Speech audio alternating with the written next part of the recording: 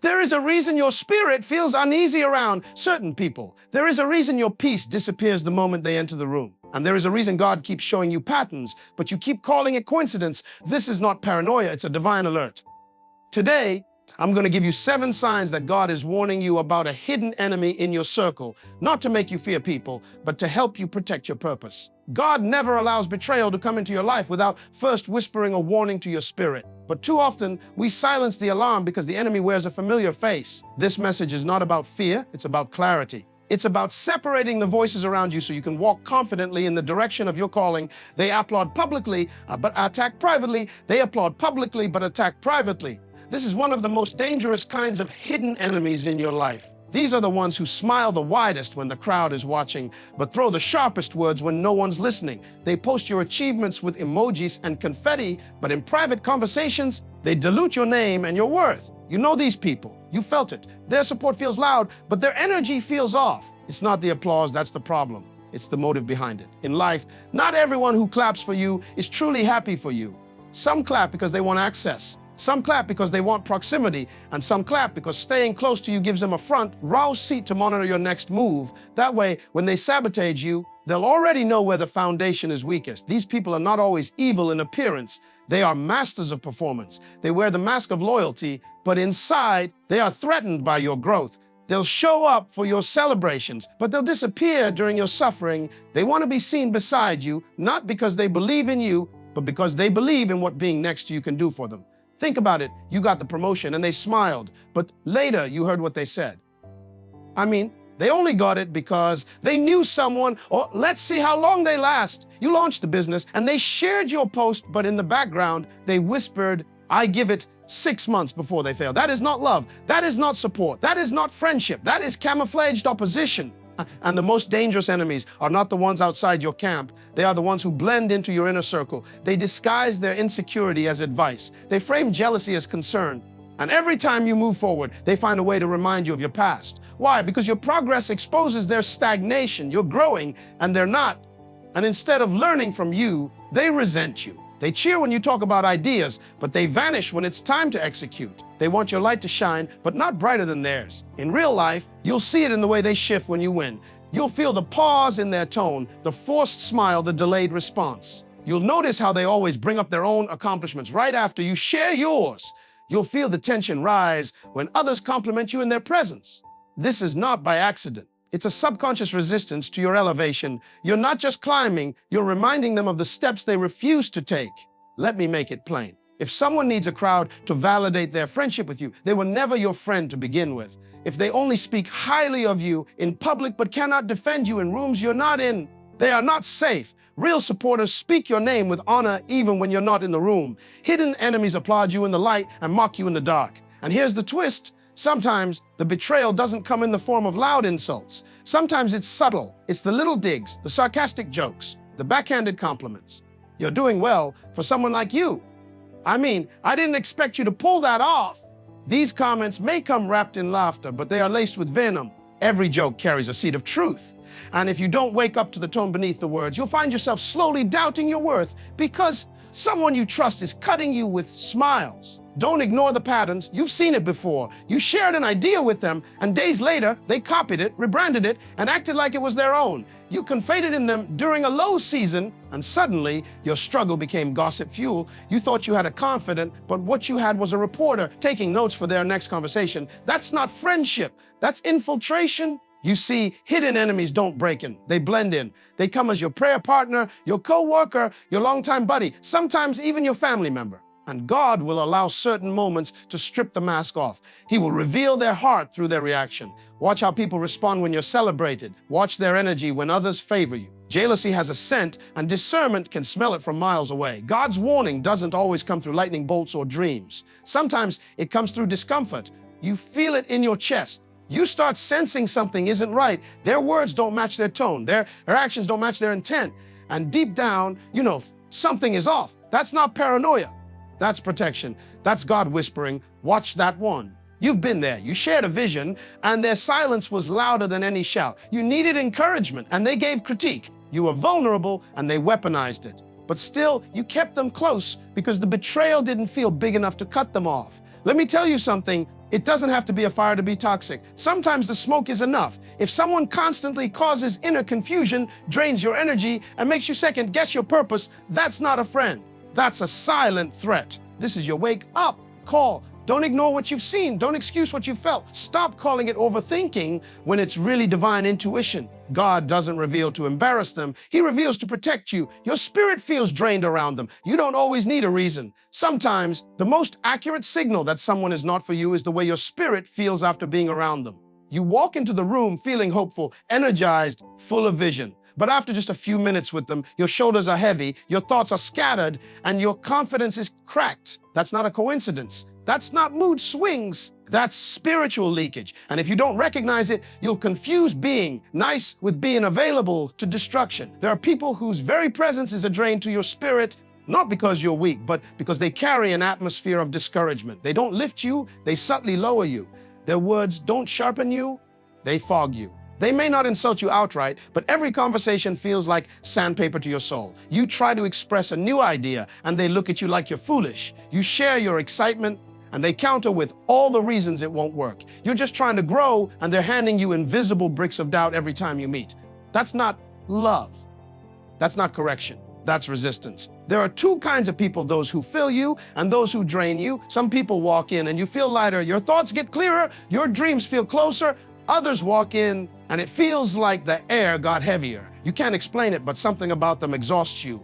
Emotionally, mentally, spiritually. It's not about what they said, it's about what they carry. Every time you leave a conversation with them, you feel like your faith took a hit. That's not your imagination, that's your discernment speaking. Listen to it. How many times have you had to give yourself a pep talk after meeting with someone who claims to care about you? You have to recharge, not because you did something strenuous, but because your energy was attacked. And the sad part is, they might not even be fully aware of it. Some people are so used to carrying negativity that it pours out of them like second nature. They don't even realize how toxic they are because they've normalized draining others to feel full themselves.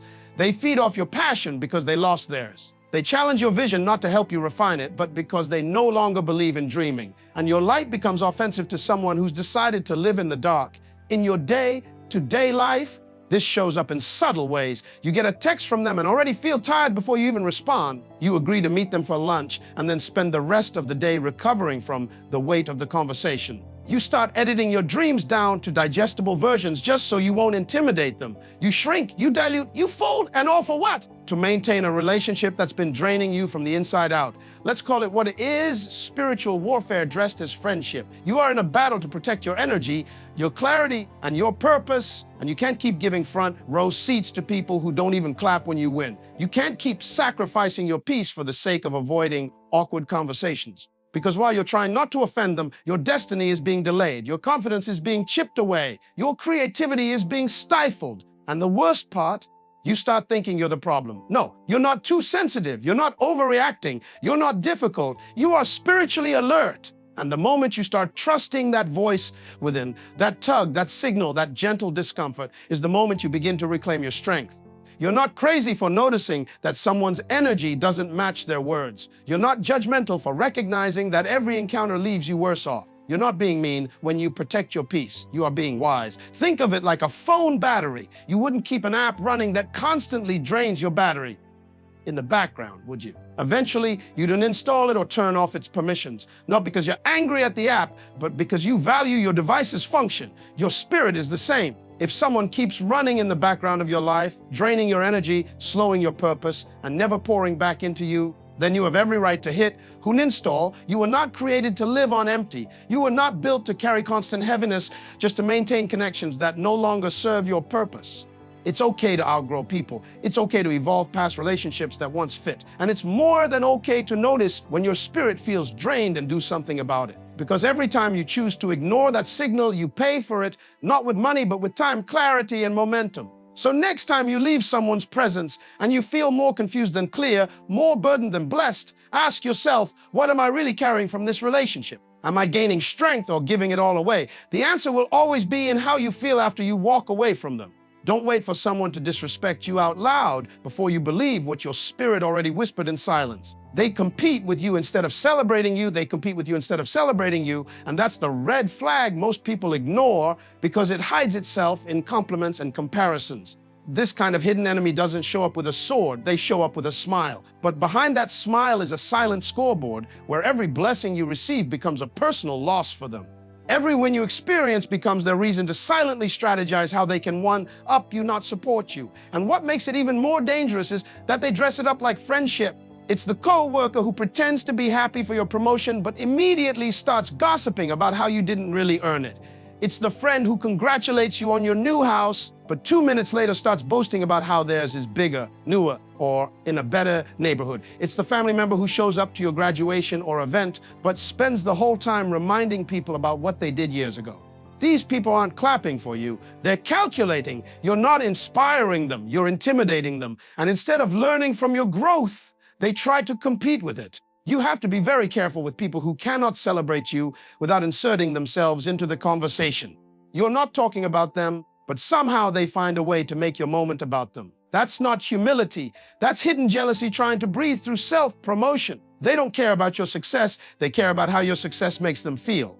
And if they feel left behind, inferior, or unseen, they won't process that as an invitation to grow. They'll treat it as a threat. How do you recognize it? Watch how they respond when you shine. Pay attention to their energy when others praise you. Observe the way they change the subject when the focus stays on you too long. That's not random. That's their discomfort leaking through. Because the moment you start walking in your purpose, you start exposing the places in their life they've ignored or avoided. You're not trying to hurt them. You're just growing. But your growth is too loud for their insecurity to stay quiet. You ever share good news with someone and their response starts with, "Must be nice." That's not a joke. That's envy in casual clothes. You talk about your breakthrough, and they say, "You always get things handed to you." That's not concern. That's competition with a bitter edge. You share your vision, and they say, "Well, don't get too ahead of yourself." They say it with a chuckle, but their eyes say everything. They don't want you to lose, but they don't want you to win bigger than them either. And that's the trap, thinking someone is for you just because they're near you. But here's the truth. Real friends, real supporters, real destiny partners, they push you forward when you win. They don't pull you back with silence, sarcasm, or side comments. They don't treat your testimony like a threat to their identity. They understand that celebrating you doesn't take away from them. They get it. We rise by lifting. We grow by honoring. We elevate by encouraging. But a hidden enemy can't do that, because to them, your elevation feels like their demotion.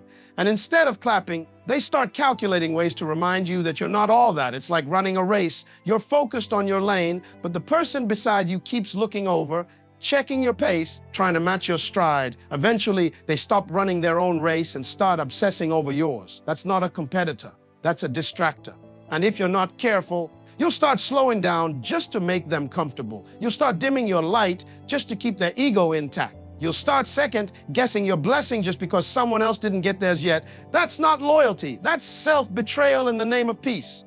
Daily life is full of these moments. You share an idea at work, and suddenly that friend you trusted pitches the same thing to the boss as their own. You post an achievement on social media, and they don't like, comment, or even acknowledge it. But they're active all day hyping up random strangers. You invite them to your event, and they come late, leave early, and don't say a word about what they saw, because recognizing your excellence costs them their pride. It hurts, not because you need their approval, but because you thought they were different. Here's a truth that stings. Not everyone who walks with you believes in where you're going. Some are just along for the ride, hoping you'll slow down or swerve off course.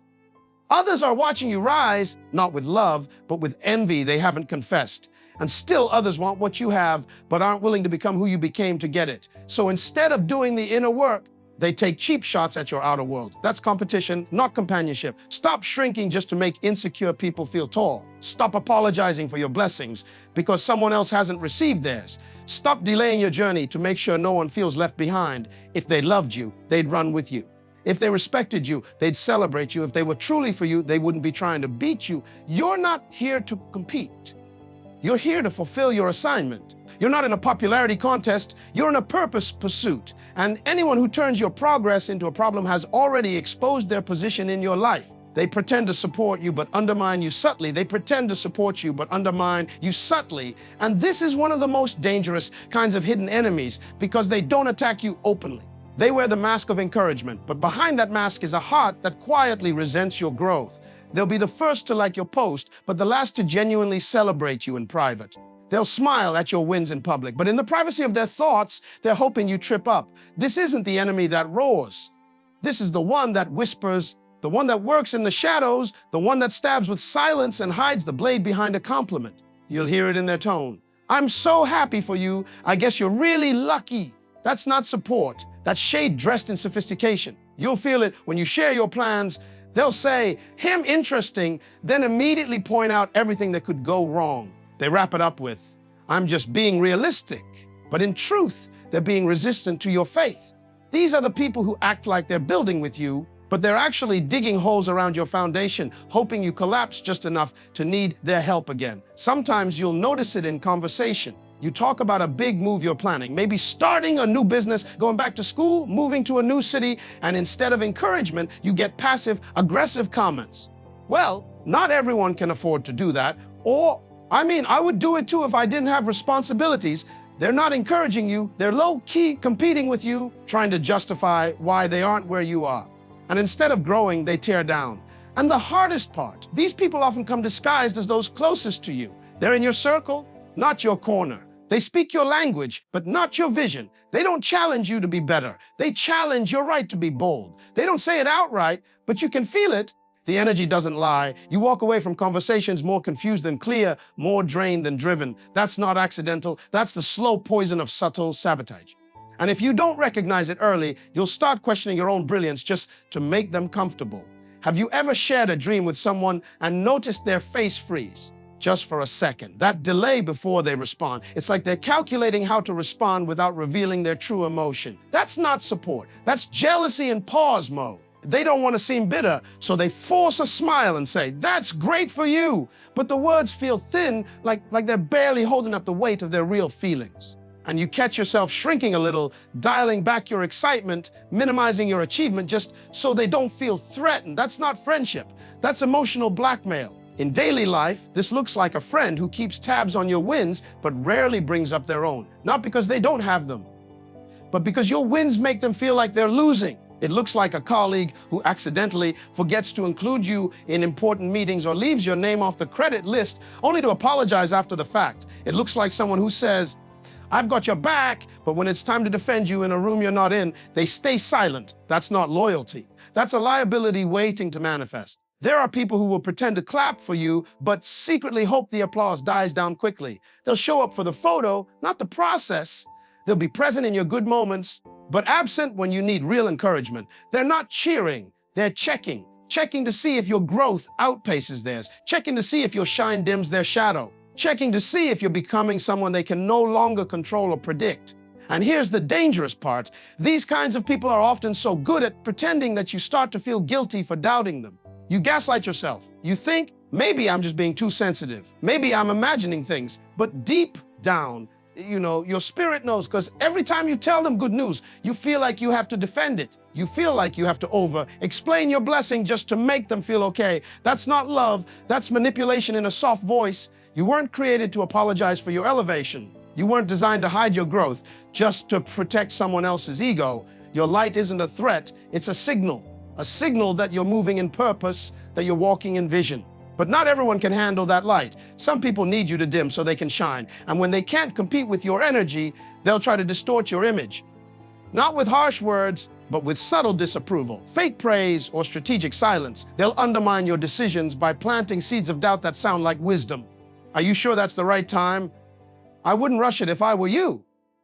Sometimes taking a break is better. But listen, sometimes what sounds like wisdom is just fear wearing a wise man's robe. And you can't take advice from someone who hasn't built anything, stretched anything, or risked anything. Their comfort zone is not your counsel. You've got to learn to trust what your spirit is telling you in quiet moments. If you feel drained after being around them, it's not just your imagination. If your enthusiasm starts to fade when they speak, it's not coincidence. If your ideas seem smaller when you talk to them, that's not a sign to quit. It's a sign to reposition them. Because people who truly support you don't shrink your vision, they stretch it. They don't poke holes in your dream. They pour water on your seed. They don't remind you of your limits. They reflect your potential. They only come around when they need something. And at first, you don't notice it.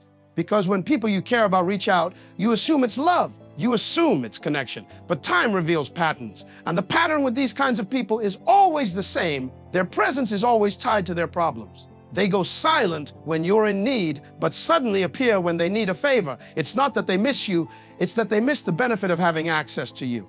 They don't want your heart, they want your help. They don't value your presence, they value your usefulness. You know the type.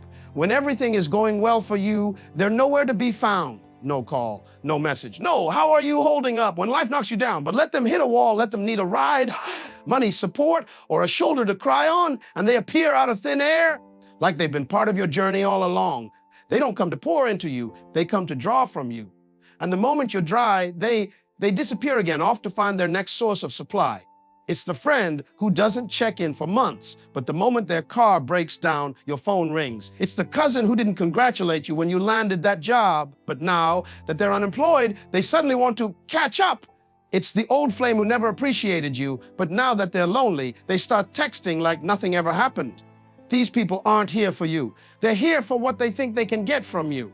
And the worst part, they make you feel guilty for even questioning it. You try to convince yourself that maybe they care, maybe they're just going through something, maybe this time it's different.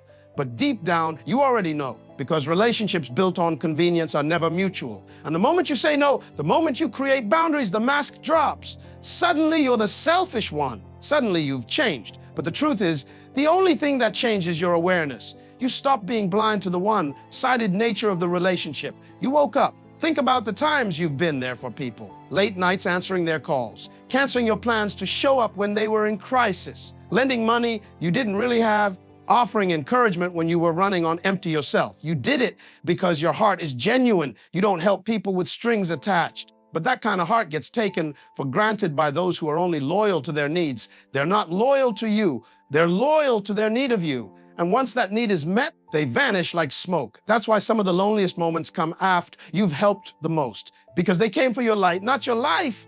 They came for your solution, not your story. And when the lights go out, when you need someone to stand with you, to cry with you, to fight for you, the same people who drained you are suddenly too busy, too unavailable, too silent. But silence speaks volumes, and absence reveals intentions. Life has a way of teaching you who's real, not through words, but through consistency. Pay attention to who shows up when there's nothing to gain, when you're broke, broken, or battling. Who stays then? Who checks in when you have nothing to offer? Who celebrates you when they don't benefit from your success? That's how you know the difference between a user and a friend, between someone who values you and someone who uses you like a stepping stone. It's hard, especially if you're a giver, because people like you don't know how to hold back love. You don't give based on merit. You give because it's who you are. But hear this, being a giver doesn't mean you're called to be a doormat. Compassion without boundaries turns into burnout. Loyalty without discernment turns into bondage. And love without wisdom turns into self-betrayal. Some of you are exhausted not because of life, but because of leeches, emotional leeches, spiritual leeches. People who keep calling it connection, but it's actually consumption. You're being consumed. And you keep pouring, think it's love, but they're just drinking. And they don't refill what they take. They just take more. And when there's nothing left, they leave. Daily life will show you who these people are. You announce something joyful and they're silent, but let them need help and they blow up your phone. You invite them to your success and they find excuses. But when they hit a rough patch, suddenly you're the first person they remember. That's not love, that's opportunism. And love doesn't use people, it values them. You were not created to be someone's emergency button.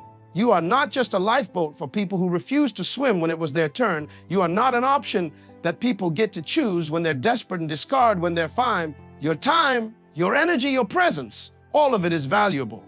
And if someone only remembers you when they're in crisis, they never really valued you to begin with. So the next time they call only when they're low, ask yourself, were they there when I was empty, when I was breaking, when I was quietly crying myself to sleep? Or do they only show up with empty hands and heavy needs? Because love gives, yes, but real love reciprocates. It's not afraid to pour back, to build with you, to check in on you without asking for a thing. Real love sees you, not just your usefulness. Real love stays even when there's nothing to gain. They sabotage your confidence, they sabotage your confidence. And the way they do it is so subtle, so calculated, that you often don't even realize it's happening until you're already questioning your own value. These are the kinds of people who never raise their voice to tear you down. They just lower the volume of their support. They don't call you names, they just refuse to call out your greatness. And over time, their silence becomes loud in your mind. Their lack of belief begins to feel like evidence against your ability. These are the enemies who come disguised as realists, who claim to just be looking out for you, but really, They're slowly draining the fuel in your tank while acting like they're helping you drive. You ever been around someone who always has a reason why your ideas won't work? That's too risky. That's not how the industry works. Don't get your hopes up. It sounds like concern, but it's coded in doubt. Every time you get excited about something, they respond with, let's be realistic. But what they call realism is often just fear in disguise. Fear that you might become something they're not. Fear that your rise might expose their stagnation. Fear that your courage might shine a light on their complacency. This isn't someone who openly mocks your goals. They just always seem to play devil's advocate.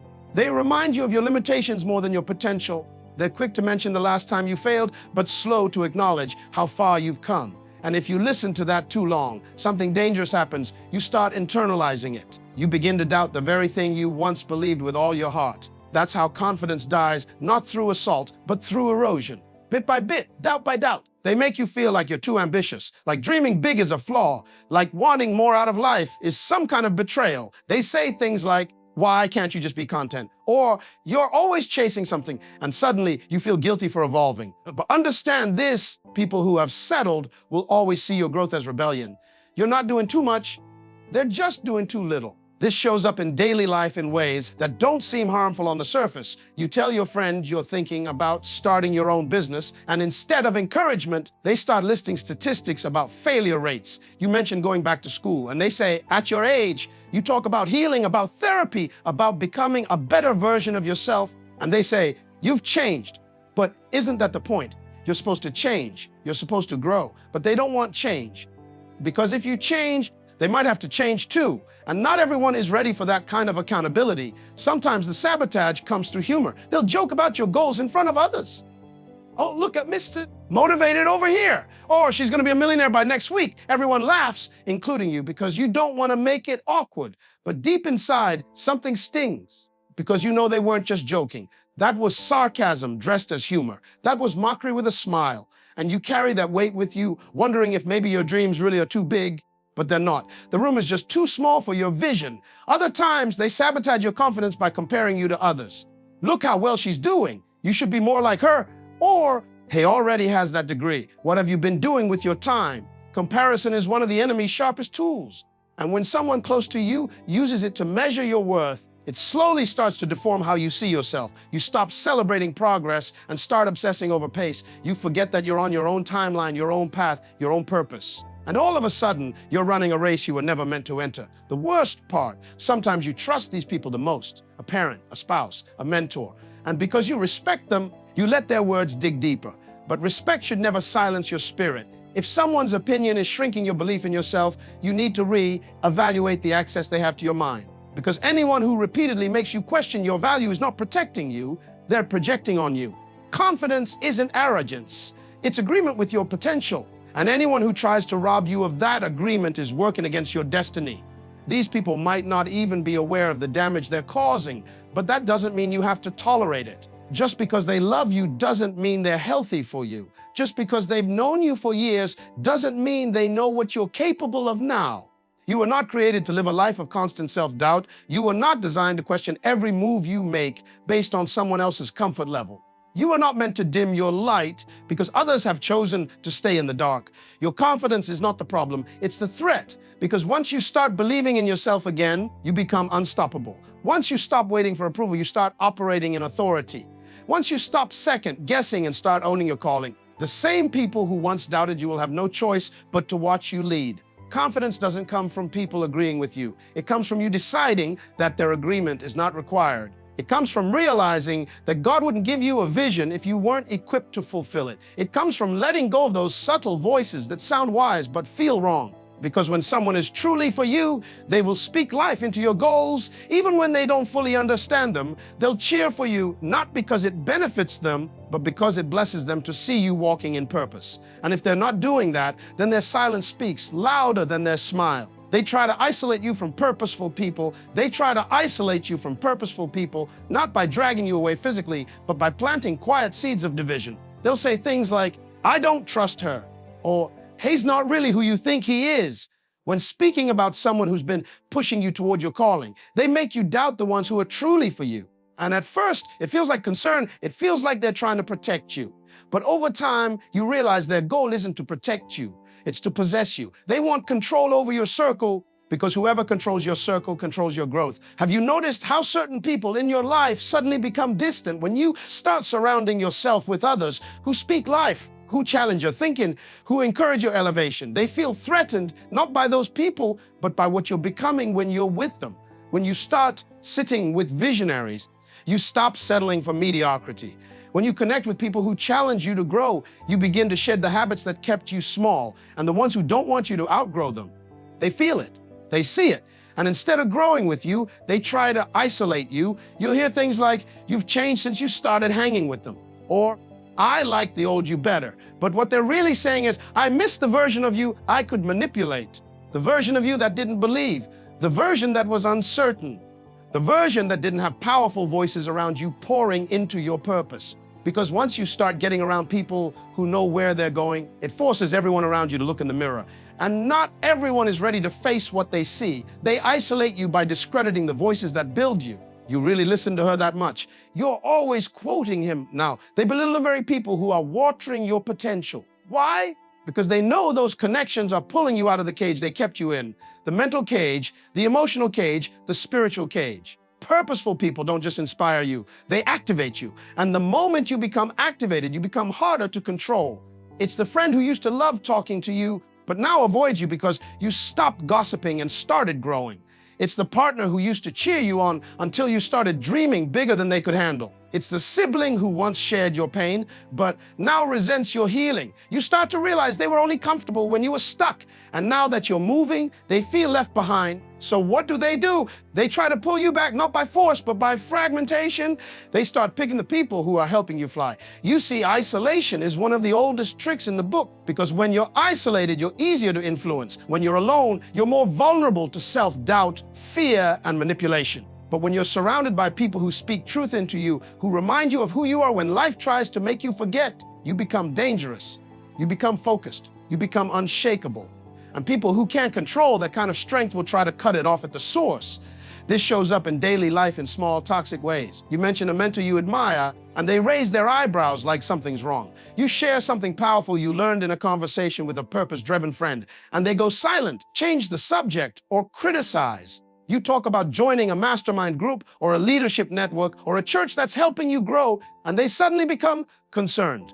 But their concern isn't rooted in care. It's rooted in fear, because they're watching you build wings, and they know once you fly, they can't cage you anymore. And let's be honest, there's a reason some of you feel stuck right now. It's not because you lack talent. It's not because you lack vision. It's because you're still connected to people who are allergic to purpose. You've been trying to plant destiny in soil that can't support growth.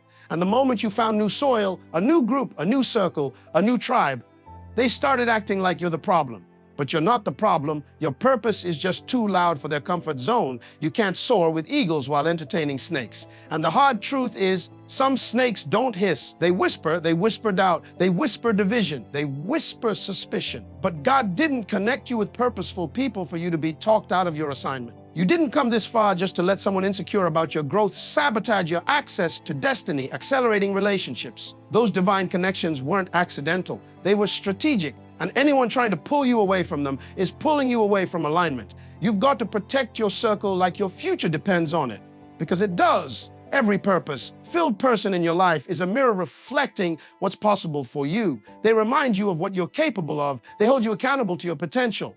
And anyone who tries to isolate you from them is trying to steal your future by corrupting your community. Don't let them, because your destiny doesn't grow in isolation. It thrives in the soil of alignment, accountability, and purpose. And now you stand at the crossroads, not a confusion, but a clarity. Because once your eyes have been opened, you can't unsee what was hidden. Once you've recognized the voice behind the mask, the illusion begins to crumble. No more pretending. No more tolerating disguised sabotage. No more mistaking proximity for loyalty. You were not born to be caged by counterfeit companionships. You were born to rise. You were born to walk in divine alignment. You were born to break cycles and change atmospheres. And that doesn't happen when you're surrounded by people who secretly hope you'll stay the same. You have to understand something. Not everyone in your circle is in your corner. Some people are around you not to celebrate your growth, but to monitor your movement. They don't clap because you're winning. They clap because they want to get close enough to pull you down when you're vulnerable. And if you don't discern the difference, you'll confuse attachment with assignment. But hear me, every connection is not a covenant. Every hand on your shoulder is not lifting you. Some are holding you just tight enough to slow you down. You've got to become bold enough to prune your life of dead weight. Let them call you harsh. Let them say you've changed. Growth always looks like rebellion to people who've made peace with average. They'll say you're selfish for protecting your peace. They'll say you're arrogant for setting boundaries. But let them talk, because while they're gossiping, you'll be glowing. While they're judging, you'll be building. While they're trying to break you, you'll be becoming unbreakable. Your purpose doesn't need their approval. It only needs your permission. Don't let someone else's insecurity become the governor of your greatness. Just because they can't see your vision doesn't mean you're blind. It means they were never meant to see through the lens God gave you. You don't need their validation to take the next step. You don't need their applause to walk in your assignment. Remember, the loudest boosts always come from the cheapest seats. Let them doubt, let them question, let them walk away. Sometimes subtraction is the only way to add to your life. And when people walk out, don't chase them, hold the door open and bless their exit. Because your future is not behind you. It's calling from ahead, and it's waiting for the version of you who stopped shrinking to fit rooms that couldn't contain your calling. Your discernment is not paranoia, it's protection. Trust it.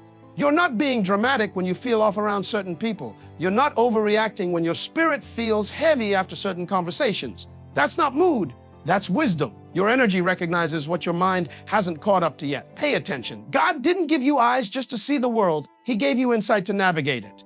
Use it, because the longer you entertain counterfeit peace, the further you drift from authentic purpose. Let them say what they want. Let them roll their eyes when you walk in the room, because deep down, they know you're different now. Not better than anyone else, but better than who you used to be. You've tasted clarity, you've felt alignment, and you're not going back to the fog of fake friendships and secret enemies. You've outgrown conversations that go nowhere. You've outgrown circles that celebrate comfort, but fear calling.